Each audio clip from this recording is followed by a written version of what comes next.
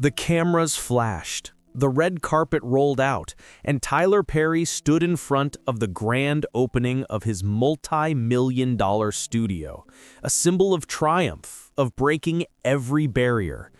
But what the world didn't see was the child who once hid under his bed, praying for the shouting to stop. The boy who bled from his father's fists, who wrote in secret to survive the noise. At 16, he made a decision that defined his life. He changed his name, not for fame, but to escape the man who gave it to him. And years later, when the world finally knew his name, he would still whisper prayers for the woman who gave him her soul, his mother. This is not just the story of an empire builder. It's a story of scars, of silence, and of a love that anchored him through storms. Today, we uncover the painful roots behind the empire, the untold story of Tyler Perry's parents, and the losses that shaped a legend. Born as Emmitt Perry Jr. on September 13, 1969, in the heart of New Orleans, Tyler Perry came into a world that didn't feel safe. His childhood home was a small house filled with shouting, beatings, and fear, where a child learned early on that silence was safer than truth, and pain was part of growing up. But even in the darkest corners, light finds a way through. His mother, Maxine, tried to protect him as best she could, a preschool teacher by day and a quiet force of resilience by night. She gave Tyler the one tool that would become his salvation: faith. She took him to church, introduced him to gospel music, and taught him the value of storytelling, not just to entertain, but to heal. As he grew, Perry struggled with depression and the emotional toll of his father's abuse. He never graduated college. He didn't rise through the traditional Hollywood ranks. Instead, he began writing plays inspired by the journal entries he started as a teenager, a private escape from a violent home. In his early 20s, he saved up $12,000 to stage his first play in Atlanta. It failed miserably. Hardly anyone showed up. He slept in his car, showered in public restrooms, and questioned whether the pain of his past would always define his future. But he didn't stop. For 7 long years, he kept writing, kept producing, and finally, one night, the seats were full. People were laughing, crying, and seeing themselves in the stories. The character Madea, a gun-toting, no-nonsense grandmother, became a symbol of healing and strength. What many didn't know was that Madea was a living tribute to his own mother. From there, the rise was meteoric. Tyler Perry became one of the most powerful figures in American entertainment, writing, directing, producing, and even owning his own studio, the first Black-owned studio of its kind in the U.S. His journey wasn't one of luck, but one of grit, grief, and the long echo of a mother's voice. Through every sitcom, film, or play, his past was never far behind. But beneath the empire lies a foundation not just on talent, but on trauma, and the people who defined both ends of that spectrum. A mother who loved him unconditionally, and a father who left wounds that never fully healed. Because no matter how high Tyler Perry soared, he carried 2 ghosts with him. Before Tyler Perry ever sold out a theater or directed a box office hit, he was a little boy sitting at his mother's feet, watching her fold laundry in their tiny New Orleans home. Her name was Willie Maxine Perry, or just Maxine, and though the world may never fully know her story, her fingerprints are on every single word her son has ever written. She worked as a preschool teacher, earning little but giving everything. Every morning she walked to work, her shoes sometimes worn thin, her shoulders heavy with the burden of holding a broken family together.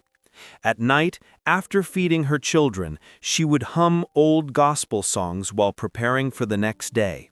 Her voice, soft, cracked, full of soul, became the lullaby that calmed Tyler's spirit after yet another terrifying encounter with his father. Maxine wasn't just a mother, she was the wall between Tyler and destruction.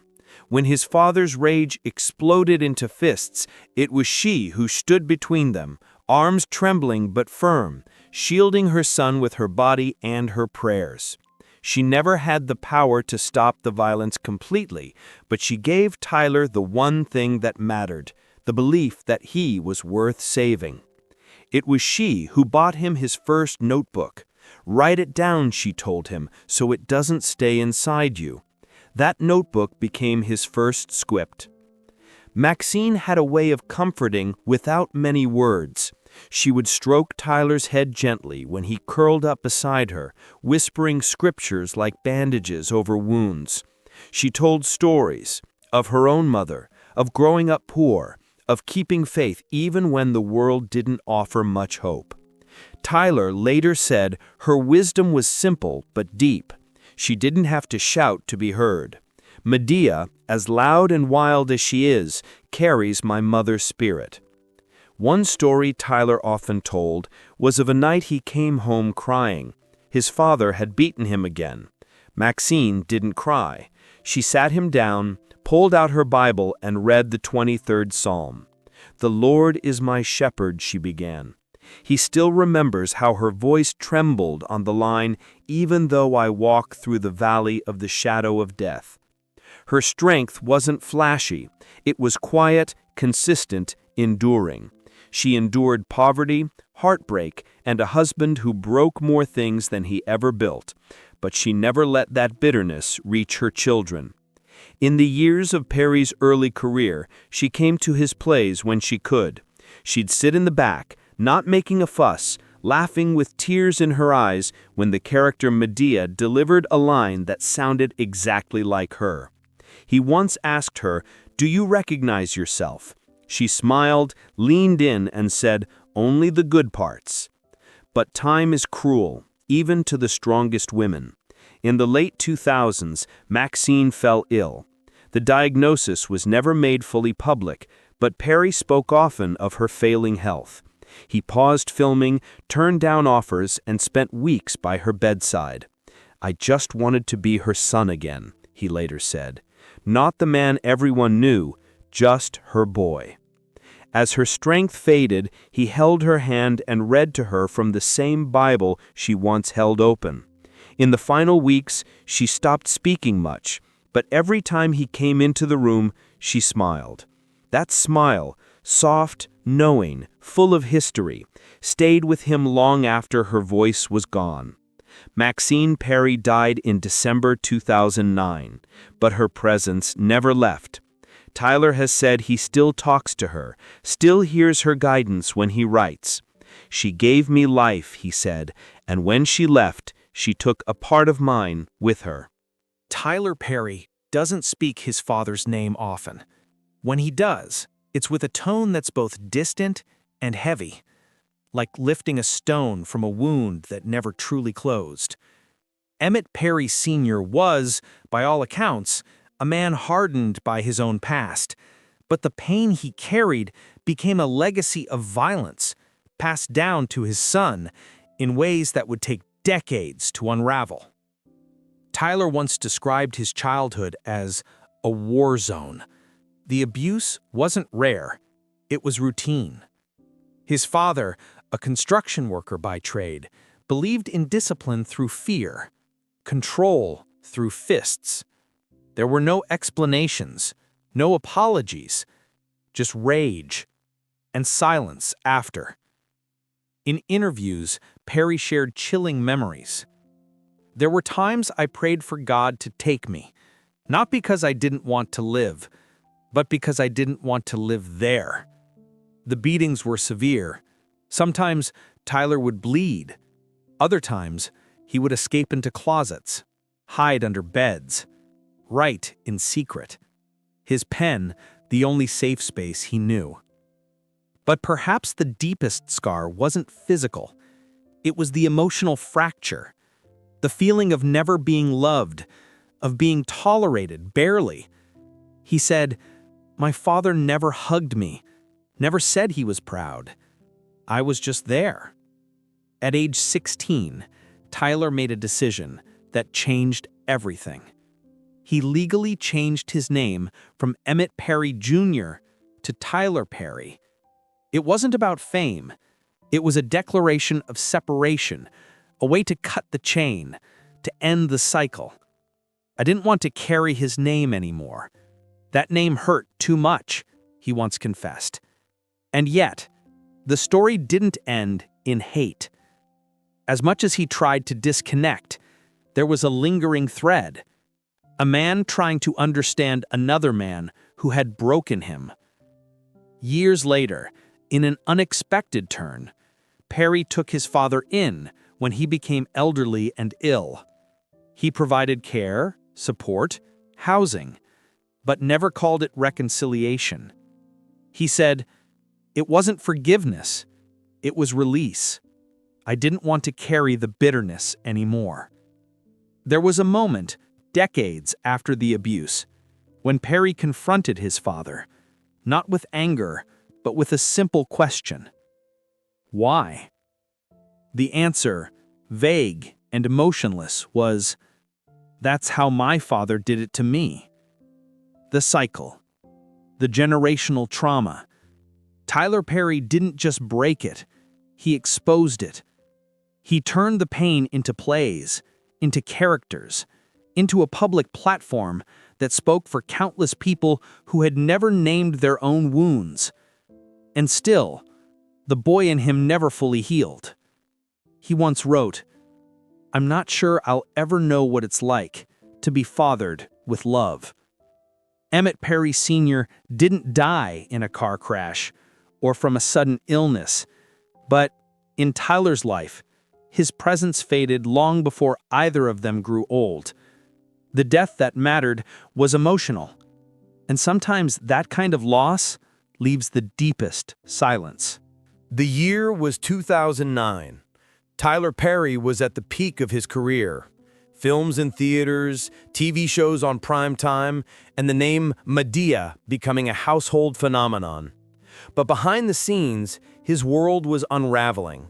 His mother, Maxine Perry, had fallen seriously ill.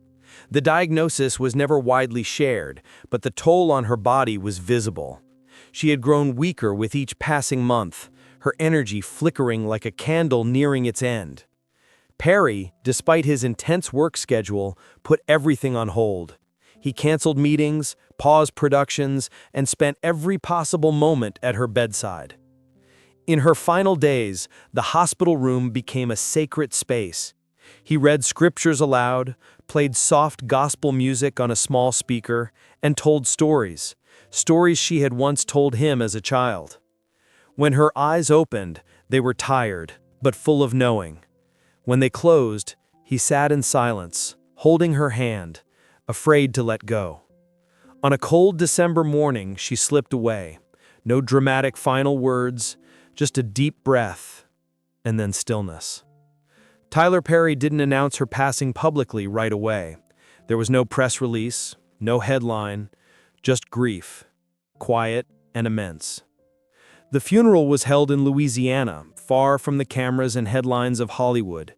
It was small, just family, a few close friends, and a handful of people who had known Maxine beyond the title of Tyler Perry's mother. The room was filled with soft organ music and the scent of white lilies. She lay in a simple casket, dressed not in anything grand, but in the same Sunday dress she had worn to church the year Tyler's first play finally found success. He chose it himself. It made her feel beautiful, he said. Perry did not speak at the funeral. He sat in the front row, shoulders shaking quietly, a single tissue in hand. On the casket, among the wreaths, was a card written in his own handwriting. Madea's soul is yours, Mama. Thank you for lending her to me. A few celebrities sent flowers, but the day was never about fame. It was about a son saying goodbye to the only person who had ever made him feel safe. When it came time for the final prayer, the pastor paused, looked at Tyler, and simply said, "You were her greatest joy." Outside, the sky was gray.